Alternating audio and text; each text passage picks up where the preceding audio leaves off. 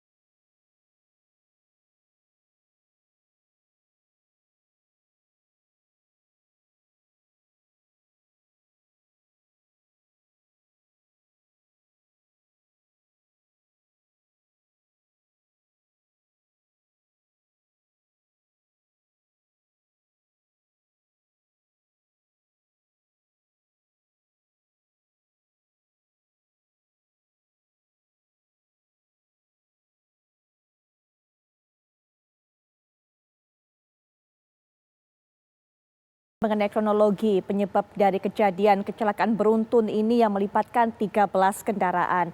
Ada pembakaran ladang ataupun juga pembakaran ilalang yang ada di sekitar dari jalan tol ini.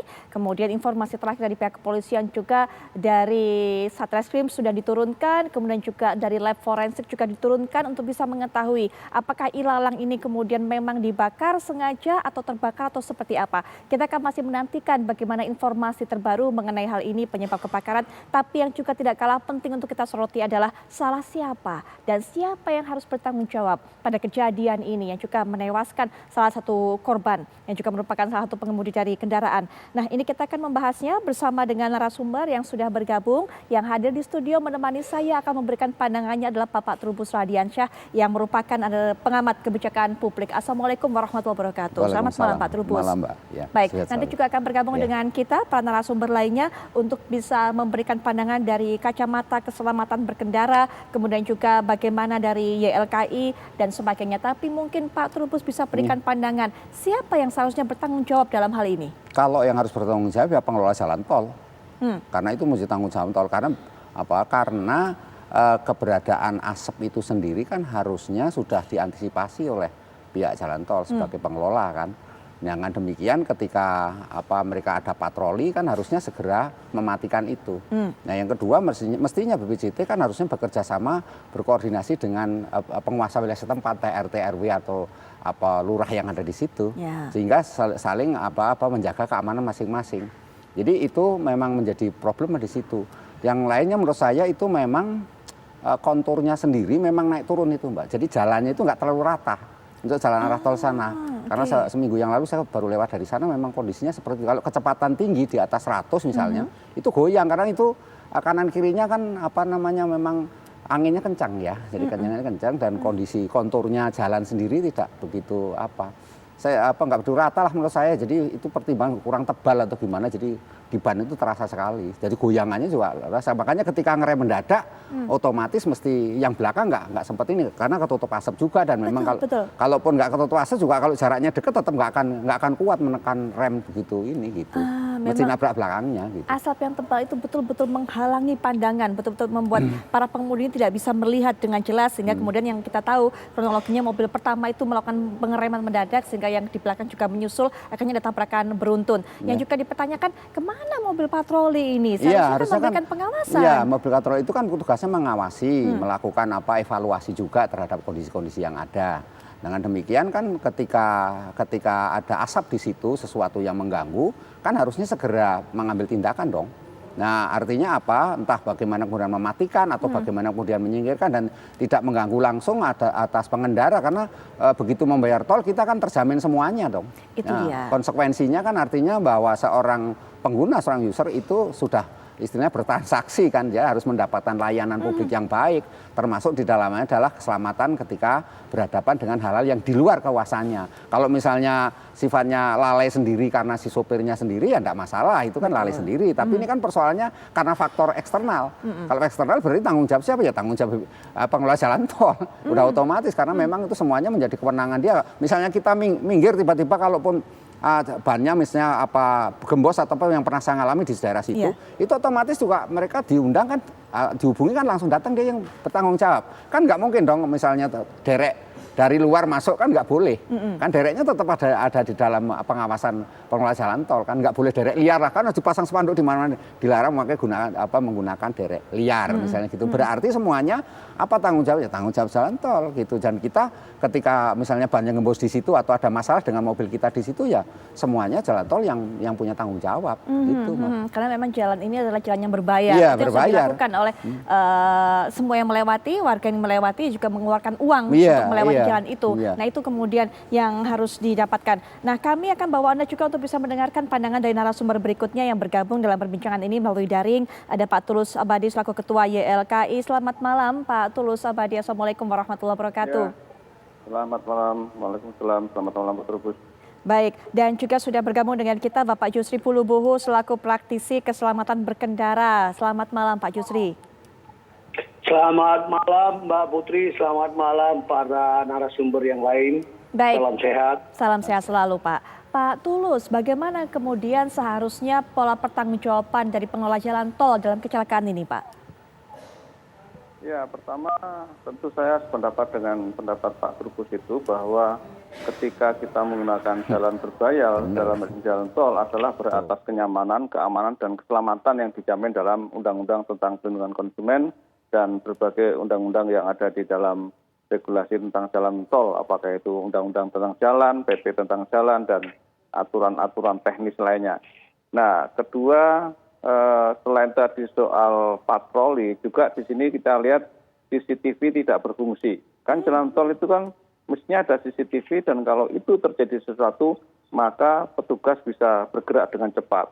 Dan kedua, secara teknis jalan tol juga harus terbebas dari side friction. Ya, side friction itu gangguan-gangguan yang dari samping yang bisa berimplikasi terhadap jalan tol. Nah, di sini tidak bisa dipenuhi oleh BUJT atau Badan Usaha Pengatur Badan Usaha Jalan Tol. Sebagai jalan berbayar dia harus memenuhi syarat-syarat teknis yaitu standar pelayanan minimal. Ini artinya SPM ruas jalan tol tersebut tidak memenuhi syarat. Nah, bertanggung jawabnya apa? Ya tentu bisa perdata, pidana, dan pertanggungjawaban lainnya. Artinya kalau perdata, pengusaha jalan tol ini harus memberikan ganti rugi semaksimal mungkin kepada korban, baik korban yang meninggal dunia ataupun korban yang laka lantas. Kedua, dari sisi kebijakan pentarifan jalan tol ataupun SPN jalan tol, maka saya meminta untuk Kementerian PUPR ataupun Badan Pengatur Jalan Tol untuk memberikan sanksi yang keras dan tegas kepada manajemen Badan Usaha Jalan Tol atau pengelola jalan tol karena telah lalai di dalam hal ini. Ini murni kelalaian dari pengelola Badan Usaha Jalan Tol atau pengelola jalan tol. Karena kelalaian itu, keteledoran itu menyebabkan terjadinya laka lantas dan ataupun korban yang meninggal. Ya, dan berikutnya mungkin juga ada sanksi pidana dari pengelola jalan tol ataupun mungkin yang lainnya. Sekalipun itu ada yang membakarnya ataupun ada pihak yang sengaja atau mungkin ada konsumen yang membuang puntung rokok selama di perjalanan, itu juga sangat mungkin. Tetapi ini tanggung jawab dari pengatur jalan tol ya. Dan berikutnya saya kira yang harus kita sorot adalah ini gagalnya Badan Usaha Jalan Tol di dalam melakukan community development terhadap pekerja ataupun jalan-jalan di samping jalan tol itu, petaninya ataupun masyarakat di sekitar situ yang harus disadarkan tentang resiko terhadap jalan tol ketika melakukan tindakan-tindakan yang dilakukan. Di sini artinya Badan Usaha Jalan Tol tidak melakukan community development ya atau pendampingan terhadap masyarakat di sekitar yang mungkin menjadi korban jalan tol juga. Iya, baik. Lalu komunikasi apa seharusnya nanti yang akan disampaikan oleh pihak yang bertanggung jawab, yaitu pengelola jalan tol, termasuk juga tadi sudah diberikan himbauannya oleh Pak Tulus dan kemudian juga oleh Pak Trubus. Nanti kita akan bahas lebih lanjut lagi, termasuk nanti Pak Jusri juga akan berikan pandangannya apa yang harus dilakukan oleh pengendara tentunya, jika kemudian mengalami situasi atau punya kondisi yang serupa. Karena tadi Pak Tulus sudah katakan pengalamannya melewati jalan tol tersebut yang memang cukup bumpy ataupun juga medannya tidak rata, tidak ada asap saja sudah cukup menyulitkan bagi para pengendara, apalagi kemudian jika pandangannya terhalang. Kami akan lanjutkan perbincangan sesaat lagi.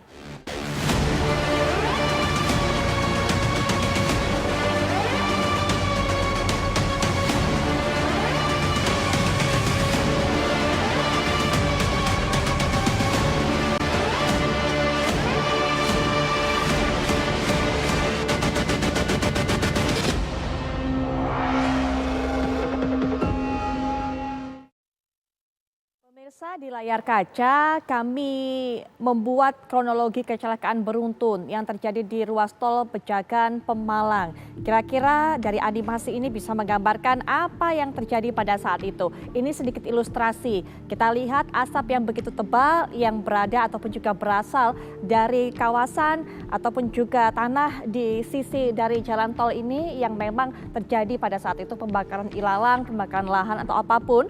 Nah, asap ini kemudian membuat kita lihat membuat pandangan dari para pengemudi ini kemudian terhalang, tidak bisa melihat apapun sehingga kemudian kendaraan di depan Fortuner kalau saya tidak salah ini kendaraan pertamanya ini kemudian melakukan pengereman mendadak sehingga di belakang ataupun kendaraan-kendaraan yang ada di belakangnya juga tidak sempat untuk menghindari, termasuk juga mereka tidak melihat apa yang terjadi sebenarnya di depan. Nah, ini kita lihat. Baik. Mengenai hal ini juga tentunya Pak Jusri Bulubuhu selaku praktisi keselamatan berkendara punya concern tertentu apa yang harus dilakukan oleh para pengemudi ketika berada di jalan tol, apalagi Pak Jusri mungkin juga punya catatan mengenai bagaimana karakter jalan tol Pejagan Pemalang ini, Pak Jusri. Baik Mbak Putri, hal ini sebenarnya merupakan satu indikasi sekali lagi gagalnya para pengemudi yang terlibat dalam kecelakaan ini mengantisipasi ancaman dari depan dan belakang.